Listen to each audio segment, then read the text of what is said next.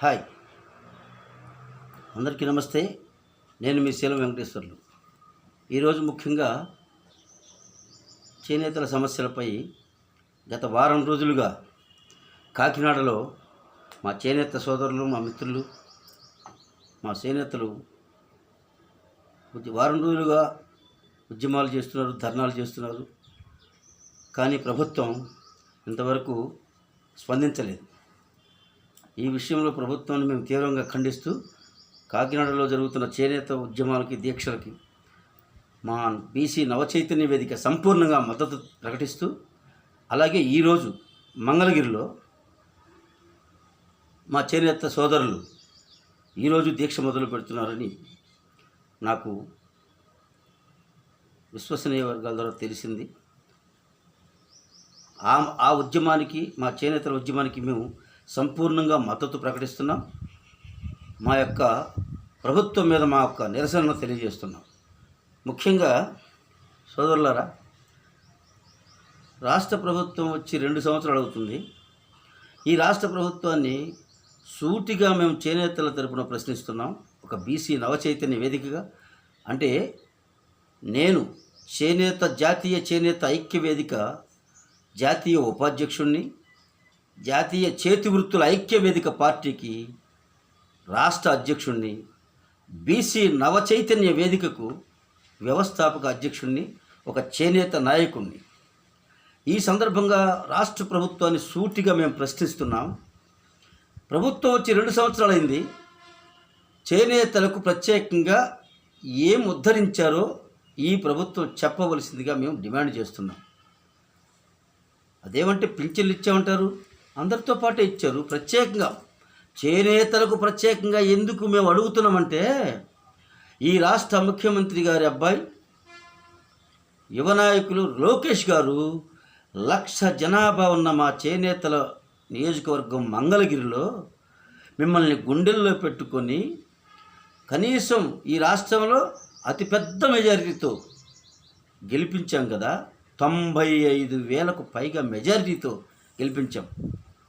అంటే మరి మీరు మా చేనేత మీద కాస్తన్న కన్సర్న్ చూపించాల్సిన అవసరం లేదా?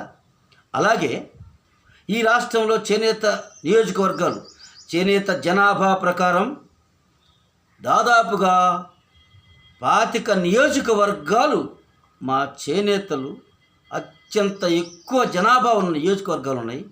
జనాభా ప్రాతిపదికన చూసుకున్న, మా జనాభా లెక్కల ప్రకారం చూసుకున్న చేనేత వర్గాలకు 30 నియోజకవర్గాలు మీరు ఇవ్వాలి, ఏ పార్టీ అయినా సరే. కానీ ఒకే ఒక్క నియోజకవర్గం కదిరి కందికుంట వెంకట ప్రసాద్ మా చేనేత సోదరుడికి ఇచ్చారు, సంతోషం. కానీ అది మేము గెలిచినా కూడా మాకు చేనేత వర్గానికే మంత్రి పదవి ఇవ్వాలి కదా, అది ఇవ్వాల. దానిలోనూ మోసం చేశారు. అసలు చేనేతలకు మా సొంత బలంతో గెలవగలిగిన నియోజకవర్గాలను కూడా మీరు నిలబెట్టిన ప్రతి వాళ్ళని ప్రజలందరూ ఎందుకు గెలిపించారు? ముఖ్యంగా చేనేతలు, ప్రతి నియోజకవర్గంలో చేనేతలు భారీ మెజారిటీతో గెలిపించారు. చీరాలలో చేనేతలు ఇక్కడ కూడా దాదాపుగా 1,00,000 జనాభా ఉంటారు. ఇక్కడ మీరు మద్దులూరి మాలకొండయ్య గారికి ఇస్తే ఆయన కూడా మా బీసీ సోదరుడేనని గుండెల్లో పెట్టుకుని ఇంతకుముందు ఎన్నడూ లేని మెజారిటీతో గెలిపించాం. కానీ చేనేతలకు ప్రత్యేకంగా మీరు ఎలగబెట్టింది ఏంటో చెప్పవలసిందిగా ఈ ప్రభుత్వాన్ని డిమాండ్ చేస్తున్నాం. గత 2 నెలల క్రితం, 3 నెలల క్రితం మంగళగిరిలో చేనేత మహాధర్నా పెడితే వేలాది మంది తరలి వచ్చి మేము చేనేత ఉద్యమం చేస్తే, అక్కడ ధర్నా నిర్వహిస్తే ప్రభుత్వం కనీసం చీమ కుట్టినట్టు కూడా లేదు ఈ ప్రభుత్వానికి. చేనేతలు ఏం పాపం చేశారు? చేనేతలు మీకు ఏం తక్కువ చేశారు? ఇంకొక మాట చెప్తున్నాను మిత్రులారా, ఈ ప్రభుత్వం కూడా గమనించాలి, గుర్తించాలి. తెలుగుదేశం పార్టీ పెట్టిన దగ్గర నుంచి కూడా బీసీ వర్గాలు అండగా ఉన్నాయి. అత్యధికంగా 18 కులాల చేనేత వర్గాలు ఈ రాష్ట్రంలో ఎక్కడ ఏ నియోజకవర్గంలో ఉన్నా తెలుగుదేశానికే ఎక్కువ మెజార్టీ కల్పించారు, ఓట్లు వేశారు. ఆ చరిత్ర మీరు మొత్తం లెక్కలు తీసుకుంటే మీకే తెలుస్తుంది. రాయలసీమలో తొగట వీరక్షేత్రులు ఎక్కువగా ఉంటారు. మధ్యాంధ్ర, ఉత్తరాంధ్ర మొత్తం రాష్ట్ర వ్యాప్తంగా పద్మశాలి సోదరులు ఎక్కువగా ఉంటారు. దేవాంగులు ఉత్తరాంధ్ర కానీ రాయలసీమ కానీ 3 ప్రాంతాల్లో మా కులాలు 18 కులాలు కూడా దాదాపుగా నా అంచనా ప్రకారం 45 లక్షల జనాభా ఉంటారని మాకు ఒక అంచనా. మీరు లెక్కలు ఎటు తేలుతున్నాయి కాబట్టి తేలుతాయి. రేపు మాపు ఒక 6 నెలలకు సంవత్సరం లోపు తెలిసిపోతుంది. కానీ చేనేతలకు మీరు ఇంత అన్యాయం చేస్తూ మా ఓట్లు తీసుకొని కనీసం మాకు ఒక్కటంటే ఒక్క హామీ నెరవేర్చారా? గత చంద్రబాబు గారి ప్రభుత్వంలోనే ఇచ్చినటువంటి బొనుకర్ భీమా పథకం కావచ్చు, చేనేతలకు సబ్సిడీ కావచ్చు, సొసైటీల ద్వారా సబ్సిడీలు కూడా చేనేతలకు ఇచ్చారు. మర్చిపోయారా? అంతకంటే ముందు చంద్రబాబు గారు 30,000 రూపాయలు చేనేతలకు రుణమాఫీ కూడా చేశారు చేనేతలకు. అది మర్చిపోయారు. ఇప్పుడు ఈ ప్రభుత్వం వచ్చాక గత ప్రభుత్వం గురించి మనం మాట్లాడుకోవాల్సిన అవసరమే లేదు. ఎందుకంటే ఆ ప్రభుత్వం ఏమీ చేయలేదు కాబట్టి, ఏదో చేనేతలకు లేకపోతే వాళ్ళకి వీళ్ళకి డబ్బులు మాత్రం ఇచ్చింది కాబట్టి కుల వృత్తులను కోల్పోయాం కాబట్టి, చేతి వృత్తులు కుల వృత్తులు మొత్తం ధ్వంసం అయిపోయాయి కాబట్టి ఈ ప్రభుత్వం మీద ఎంతో నమ్మకంతో 164 సీట్లు ఇచ్చి గెలిపించాం. ఈ రాష్ట్ర ప్రజలందరూ గెలిపించారు అందులో. కానీ ఏ వృత్తులు బాగుపడ్డాయో ఈ 2 సంవత్సరాల్లో, ఏ వృత్తులు మీరు బాగు చేశారో చెప్పండి. ముఖ్యంగా చేనేతల గురించి మాట్లాడుకున్నాం కాబట్టి ఈ చేనేత వర్గాల్లో గతంలో ఉన్న సబ్సిడీలు తీసేశారు, రాయితీలు తీసేశారు. దీని మీద మళ్ళీ జిఎస్టీ అనే పెనుభారం మోపి ఈ వ్యవస్థనే సర్వనాశనం చేశారు కేంద్ర రాష్ట్ర ప్రభుత్వాలు. ఇప్పుడు ఈ ప్రభుత్వం అయినా కనీసం ప్రత్యేక దృష్టి పెట్టాలి కదా. మంగళగిరిలో మీ కుమారుని గెలిపించినందుకు కావచ్చు, ఈ రాష్ట్రంలో చేనేత నియోజకవర్గాలు 30 నియోజకవర్గాల్లో కూడా మిమ్మల్నే గెలిపించాం కదా. ఒక్క నియోజకవర్గంలో కూడా ప్రతిపక్ష పార్టీ గెలవలేదు. ఈ చేనేతలు అత్యధికంగా ఉన్న జనాభా ఉన్నారు నియోజకవర్గాల్లో. కానీ ఈ చేనేతలను మాత్రం మీరు పట్టించుకోవట్లేదు. ఎందుకని అంటే చేనేతలు అంటే అలుసా? చేనేతలు అంటే లెక్కలేదా? రాబోయే రోజుల్లో మీరే చూస్తారు చేనేతలు ఎంత బలంగా మీ మీద వ్యతిరేకత చూపిస్తారో. ఆ మంగళగిరి నియోజకవర్గంలో కూడా మేము చూపించగలుగుతాం. ముఖ్యంగా ముఖ్యమంత్రి గారు, అలాగే నేను ప్రశ్నిస్తానంటూ వచ్చిన పవన్ కళ్యాణ్ గారు నిజాయితీపరుడు మేము ఇప్పటికీ నమ్ముతున్నాం. మీరైనా మీ మిత్రులకు చెప్పండి, మీ మిత్రపక్షానికి చెప్పండి. చేనేతలు ఇంత మంచిగా మనకు సపోర్ట్ చేశారు కాబట్టి వాళ్ళ కోరికలు కనీసం ఒకటైనా నెరవేర్చాలి కదా అని చెప్పొద్దా? అది నిన్న 1 తారీఖు నుంచి మొదలైతే కరెంటు 200 యూనిట్ల కరెంటు కూడా అందులో కూడా తప్పులు వెతుకుతూ అనేక మందికి మీకు అర్హత లేదు. అదేమంటే మగ్గం మీద నేత లేదు. వ్యవస్థని సర్వనాశనం చేసి పడుగులు ఇచ్చేవాళ్ళు లేకుండా, కూలీలు ఇచ్చేవాళ్ళు లేకుండా, కనీసం నేర్చుకుంటానికి నేత లేక బయట పనులకు పోతున్నప్పుడు మగ్గం మీద నేత ఎక్కడి నుంచి వచ్చింది? కూలీలు ఇచ్చేవాళ్ళు లేరు, పడుగులు ఇచ్చేవాళ్ళు లేరు, మగ్గాల మీద నేత మగ్గం ఉంటే ఇవ్వద్దా? మగ్గం లేకుండా చేనేత నాయకుడు ఏమన్నా చేనేతలు కాకపోతే మీరు ఇవ్వద్దు. ఆల్ట్రేషన్ మగ్గాలు పెట్టించిన వాళ్ళు కూడా ఇవ్వద్దు. మీరు శాశ్వతంగా తరతరాలుగా వాళ్ళ కుటుంబాలు చేనేతల మీద ఆధారపడి బతుకుతున్న కుటుంబాలు ఇవాళ వృత్తి నాశనం కోల్పోయి, వృత్తి లేక బయట పనులు పోయి బతుకుతున్నారు. మగ్గాలు మూలన పడి ఉంటాయి. అంత మాత్రాన్ని చేనేత మగ్గం మీద నేతుంటేనే ఇస్తామంటే ఎలా? చీపురుపాలెం, జానపేట అనేక ప్రాంతాల్లో, చీరాల చుట్టుపక్కల ఈ నియోజకవర్గం మొత్తం కూడా చేనేత మగ్గం మీద నేతుంటే ఇస్తామని చెప్పి 200 యూనిట్లు కరెంటు కూడా దానికి కొర్రీలు పెడుతూ తగ్గిస్తున్నారు. అంటే ఇప్పుడు అది కాకుండా 25,000 ఇస్తామని చెప్పి అన్నాలేంది మీరు? గత ఆగస్టులో చేనేత దినోత్సవం రోజు 7వ తారీఖు చెప్పారు. ఇప్పటికీ 8 నెలలు 9 నెలలు కావస్తుంది కదా. 8 నెలలు ఎందుకు ఇవ్వరు? అనేక కులాలకు, అనేక వాళ్ళకి, అనేక కులాలకు అనేక పథకాలని, అనేక ప్రత్యేకంగా కూడా మీరు ఎన్నో పథకాలు ప్రకటిస్తున్నారు, సంతోషమే. మరి బీసీలకు, చేనేతలకు ఎందుకు ప్రకటించరు? ఆ బీసీల కార్పొరేషన్లు కూడా అన్నీ ఎందుకు పెట్టరు? చేనేతల కార్పొరేషన్లు కూడా ఒకటే పెట్టారు, మిగతా వాళ్ళకి పెట్టరా? మిగతా వాళ్ళ కులాలు కాదా అవి? వాళ్ళు మనుషులు కాదా? వాళ్ళు మీకు ఓట్లు వేయలేదా? బీసీ కులాల్లో అనేక కులాలకి అంతకుముందు జగన్మోహన్ రెడ్డి గారు పెట్టారు కదా కార్పొరేషన్లు, ఇప్పుడు మీరెందుకు పెట్టరు?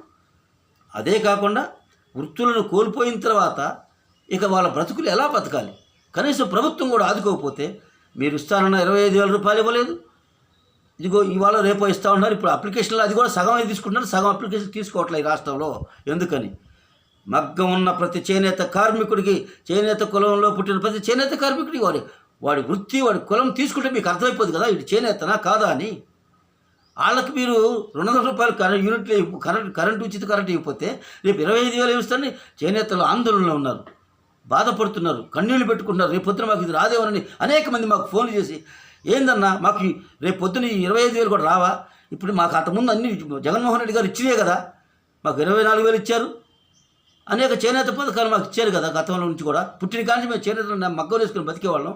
ఇప్పుడు వృత్తి లేదు కాబట్టి, మగ్గం మీద నేత లేదు కాబట్టి బతకడం కోసం ఏదో బయట పనికి పోతుంటే మీరు చేనేతల మీద మగ్గం మీద నేత వేయాలంటే పని ఉండాలి కదా, పాగళ్ళు ఉండాలి కదా, పాగలు ఇచ్చేవాళ్ళు ఉండాలి కదా. షావుకారులు కూడా పాగలు ఇట్లా, అది కూడా ఈ ప్రభుత్వం వల్లే. ఎందుకు? మార్కెటింగ్ సదుపాయం కల్పించక చేనేత వ్యాపారస్తులు కూడా నష్టపోయారు. ఆఖరికి మీరు ఈ ప్రభుత్వం వచ్చాక ఏమి హామీ ఇచ్చింది? గతంలో ఫస్ట్లోనే మీకున్న బకాయిలు మొత్తం తీర్చేస్తాం, సొసైటీల బకాయిలు తీర్చేస్తా ఉన్నారు. 3 లక్షల పైచిలకు బడ్జెట్ ఉన్న ఈ రాష్ట్ర ప్రభుత్వం ఆ బడ్జెట్లో 200 కోట్లు చేనేతలకు ఇవ్వలేదా?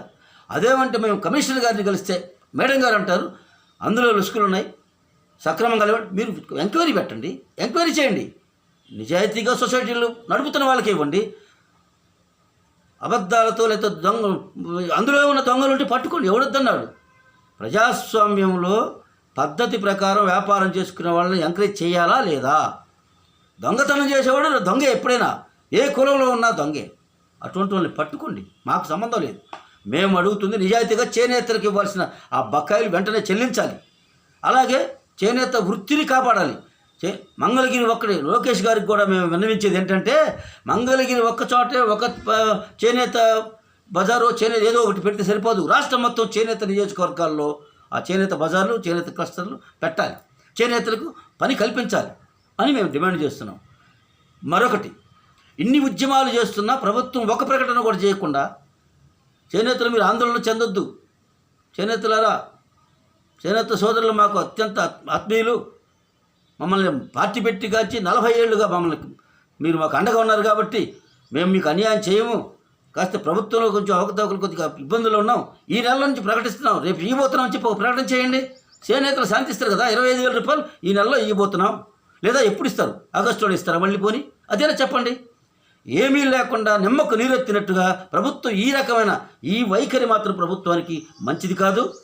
లోకేష్ గారికి కూడా భవిష్యత్తు ఉంది. చేనేత ఉద్యమంలో అనేక 20 సంవత్సరాల చేనేత ఉద్యమాల్లో ఉన్న అనుభవంతో రాజకీయంగా 30 ఏళ్ళుగా రాజకీయాలను దగ్గరగా చూసిన వాడిగా మీరు యువ నాయకులు ప్రతి ఫోన్ కూడా స్పందిస్తున్నారు. ఒక వాట్సాప్లోనో ఎక్కడో ఒక పోస్ట్ పెడితే వాళ్ళు స్పందించి వాళ్ళకి సహాయం చేస్తున్నారు. కానీ ఈ రాష్ట్రంలో చేనేతలు పడుతున్న బాధలు, కష్టాలు, వీళ్ళు పడుతున్న ఇబ్బందులు మీకు తెలియటం లేదా? చేనేతలు ఎంత కష్టపడుతుంటే, ఎంత బాధపడుతుంటే, పూట గడవకు ఇబ్బంది పడుతుంటే, ఆత్మహత్యలు కూడా జరుగుతున్నా కూడా పట్టించుకోకుండా 2 సంవత్సరాలు ఎన్ని ఆత్మహత్యలు జరిగినాయి? ధర్మవరంలో చనిపోవాలి అప్పుల బాధతో, వాళ్ళని పట్టించుకున్నారా? ఎంత అవుతుంది? చేనేతలు మొత్తం కలిపినా కూడా 200 కోట్లు అవి ఇవ్వటమే కాదు, చేనేతలకు ఇవి 25,000 ఇవ్వాలన్నా కూడా మీకు 200 కోట్ల కంటే ఎక్కువేం కావు. ఇవి ఎందుకు మేనమేషాలు లెక్కేస్తున్నారు? అంటే చేనేతలు అంటే లెక్క లేకనా? కార్పొరేషన్లు అన్నిటికీ ఎందుకు పెట్టరు? కమ్మ కార్పొరేషన్ పెట్టుకున్నారు, పద్మశాలి కార్పొరేషన్ మా సోదరులకు పెట్టి సంతోషం మాకు పెట్టారు. కానీ మిగతా వాళ్ళు కూడా పెట్టాలి కదా, మిగతా కులాలు లేరా? బీసీలకు కూడా లేరా? ఇక బీసీలలో కూడా ఒకటో రెండో పెట్టారు. మిగతా వాళ్ళు అన్ని కులాలకు కార్పొరేషన్లు పెట్టండి, నిధులు ఇవ్వండి. రాష్ట్ర ప్రభుత్వ ఆదాయంలో అత్యధిక భాగం కష్టజీవులు, నిత్యం కష్టపడి పనిచేసేవాళ్ళు, ఉప్పు పప్పు చింతపండు మంచి చెప్పు కొనుక్కుని పన్నులు కట్టేది వాళ్ళు. రాష్ట్ర సంపద సృష్టించబడుతుంది వీళ్ళతోనే. గొప్ప గొప్ప వ్యాపారాలు చేసేవాళ్ళు, వాళ్ళు లంచాలు కట్టి పన్నులు ఎగగొట్టేవాళ్ళు మాత్రం మీకు అత్యంత ప్రీతిపాత్రులు. నిజాయితీగా కష్టపడి పని చేసుకొని రెక్కల కష్టం చేసి మేము సంపదను సృష్టించేదంతా పేదలే. అందుకే 185 కూటికి లేని వాళ్ళు కూడీతి రాజ్యమన్నడే మాన్యకాంక్షిరాము, అది కూలి రాజ్యమన్నడే మాన్యకాంక్షిరాము. ఈ సబ్జెక్టుతో బాబాసాహెబ్ అంబేద్కర్ గారు చెప్పింది ఏంటి? సమాన హక్కులు, సమాన అవకాశాలు అందరికీ ఉండాలనే కదా రాజ్యాంగంలో రాసింది. ఆర్టికల్ 14 ఏం చెప్తుంది? సమాన హక్కులు ఉండాలనే కదా. ప్రతి పౌరునికి సమాన హక్కులు ఉండాలి. కానీ మా హక్కులను కాలరేస్తూ మమ్మల్ని పట్టించుకోకుండా బీసీ జాతినే మీరు గాలికి వదిలేశారు. ఈ లెక్కలో కేవలం రాజధాని లేదంటే కంపెనీలు తెస్తున్నాం, అన్నా క్యాంటీన్లు పెడుతున్నాం, ఇవి కాదండి. సమాజంలో పౌరులు బతకాలా లేదా? కుల వ్యవస్థ, కులాల సంగతి కాదు, సమాజంలో ఉన్న వెనుకబడిన వర్గాల వారు ఏం చేయాలి? ఇప్పుడు ఎవరికి చెప్పుకోవాలి? దిక్కు దశ లేకుండా పోయింది ఈ రాష్ట్రంలో. ముఖ్యమంత్రి గారు అపాయింట్మెంట్ అడిగినా కూడా ఇవ్వట్లా. మా బాధలు చెప్పుకోవడానికి కూడా చేనేత మంత్రి గారు అవకాశం ఇచ్చారు, చెప్పాము. రేపు అమలు జరగబోతున్నాం.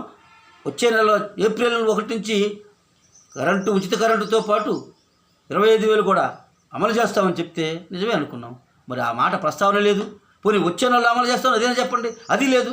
ఇంత దుర్మార్గంగా పరిపాలన సాగించడం మాత్రం ఏమాత్రం మంచిది కాదు. మేము హంసల్లాంటి వాళ్ళం. మంచిని మంచి అంటాం, చెడును చెడే అంటాం. పెద్ద కుండ నిండా నీళ్లు పోసి ఒక చుక్క పాలు పోసినా ఆ పాలకు పాలు, నీళ్ళకు నీళ్ళు తీస్తాం. అలా మనస్సు బ్రాడ్గా, నిశ్చలంగా, స్వచ్ఛంగా ఉండే మనస్తత్వాలతో ఉన్న వాళ్ళం మీ బీసీలం. చంద్రబాబు గారు మంచి చేస్తున్నప్పుడు మంచి అంటున్నాం. ఇప్పుడు కూడా రాజధాని కడుతున్నారు, సంతోషం, కట్టండి. పోలవరం పూర్తి చేస్తున్నారు, చేయండి. అలాగే రాష్ట్రంలో కేంద్ర ప్రభుత్వాలు కలిసి రోడ్లు వేస్తున్నాయి, అనేక వసతులు కల్పించాలి. కానీ సామాన్యుల ప్రజలను పట్టించుకోకపోతే మీరు మళ్ళీ ఓడిపోతారు. బీసీలను పట్టించుకోకపోతే, అతి ముఖ్యంగా బీసీలు అంటే చేనేతల్లో ఉన్న 18 కులాలు కూడా బీసీలో అంతర్భాగమే. 142 కులాల బీసీలలో చేనేతలు కూడా అంతర్భాగమే. ఇంతవరకు బీసీలు 80% పైగా, ఇప్పుడు 90% పైగా పేద, బడుగు, బలహీన వర్గాలు, అట్టడుగునున్న వర్గాలు ఉన్నాయి. వీళ్ళందరికీ రాజ్యాధికారంలో భాగం లేకుండా, 1 మాకు హక్కుల ప్రకారం రావాల్సింది, జనాభా లెక్కల ప్రకారం రావాల్సింది కూడా ఇవ్వకుండా,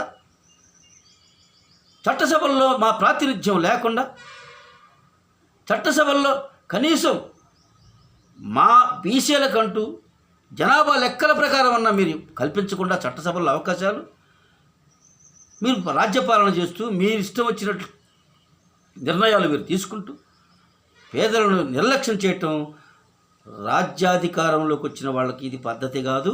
ఇది ఆలోచించకపోతే బీసీలు, ఎస్సీ, ఎస్టీలు, బడుగు, బలహీన వర్గాలే మీకు రేపు రాబోయే రోజుల్లో ఖచ్చితంగా బుద్ధి చెప్తారు. మేము అందుకే ఈ సందర్భంగా రాష్ట్ర ప్రజలందరికీ, రాష్ట్రంలో ఉన్న బీసీ, ఎస్సీ, ఎస్టీ, మైనారిటీ వర్గాలందరికీ, అలాగే ప్రజా సంఘాలు, కుల సంఘాలు, బీసీ సంఘాలు, మహిళా సంఘాలు, యువజన సంఘాలు, ప్రతి ఒక్కరికి పేరు పేరున అందరికీ మేము చేతులు జోడించి నమస్కరిస్తున్నాం. మనం అందరం ఒక వేదిక మీదకి వచ్చి ఈ కేంద్ర రాష్ట్ర ప్రభుత్వాలలో పాలించే పాలకుల విధానాల మీద పోరాడకపోతే, ఉన్న రాజకీయ వ్యవస్థ మీద మనం పోరాడకపోయినా మనం వెనకబడే ఉంటాం. ఈ ఉన్న అధికార ప్రతిపక్షాలు రెండూ కూడా కేంద్రంలో కావచ్చు, రాష్ట్రంలో కావచ్చు, కేంద్రంలో బీజేపీ ఎన్డీఏ గవర్నమెంట్ కావచ్చు, కేంద్రంలో ప్రతిపక్షమైన కాంగ్రెస్ పార్టీ కావచ్చు, బీసీలకు ఏం న్యాయం చేశారు వీళ్ళు? 79 స్వతంత్ర భారతదేశంలో 79 సంవత్సరాలు, 76 సంవత్సరంలో రాజ్యాంగం అమలే 76 సంవత్సరాలు అడుగు పెట్టాము. ఇంతవరకు బీసీలకు రాజ్యాధికారంలో భాగమే లేదు. ఎందుకని? ఆర్టికల్ 340 ప్రకారం బీసీలకు రాజ్యాంగంలోనే అంబేద్కర్ గారు కల్పించారు కదా చట్టసభలో అవకాశాలు ఇవ్వమని. అదే ఆర్టికల్ 340ని ఉపయోగించి ఒక కమిషన్ వేసి బీసీలకు చట్టసభల్లో అవకాశాలు కల్పించమని ఎప్పుడూ చెప్పాడు. మీరు ఎస్సీ, ఎస్టీలకు కల్పించారు, సంతోషమే. ఆర్టికల్ 341, ఆర్టికల్ 342 ప్రకారం.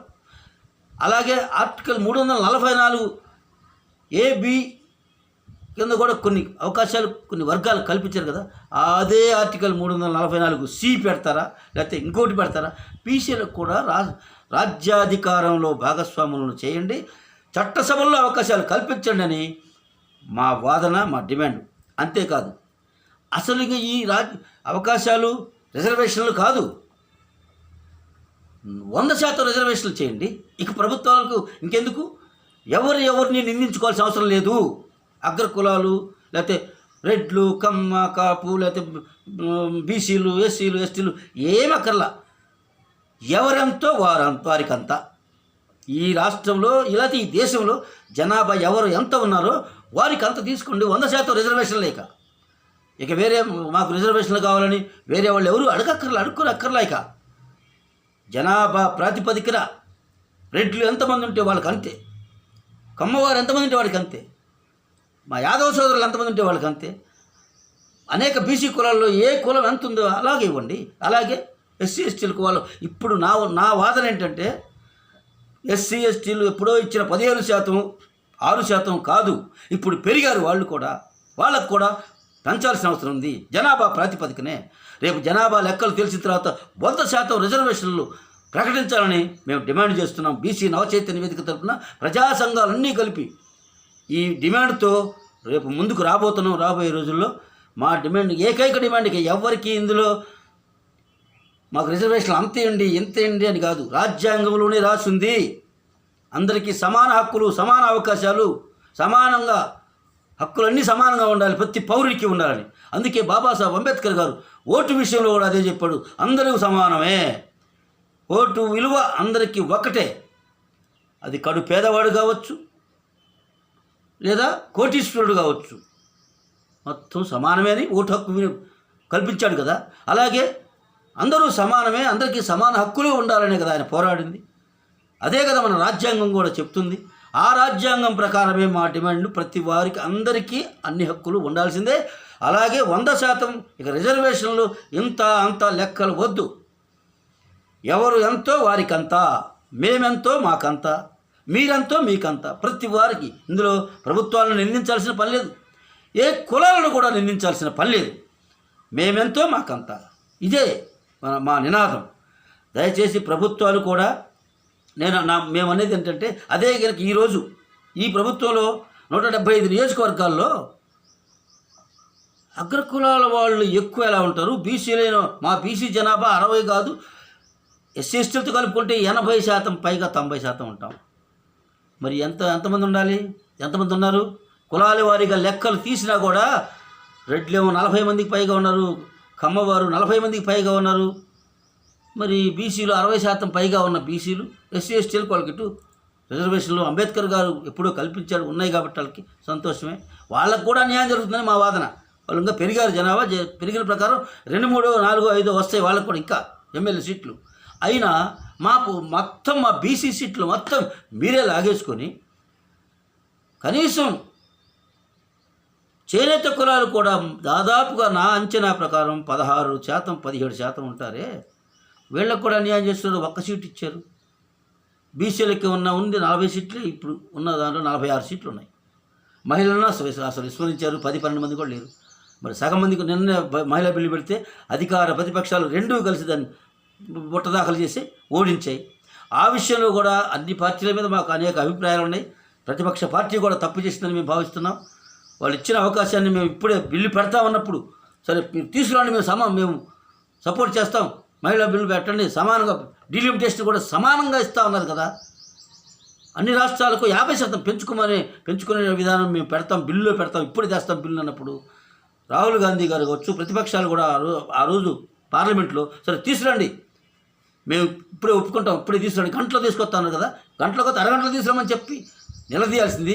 అప్పుడు మనం ప్రభుత్వాన్ని, పాలకుల్ని ఎండగట్టేవాళ్ళం. ఇప్పుడు ఏమైంది, తప్పు మనం చేసి మనం కోరుకున్నదే వాళ్ళు ఇస్తూ ఉన్నప్పుడు మహిళలకు 33% రిజర్వేషన్లు ఇస్తూ ఉన్నారు.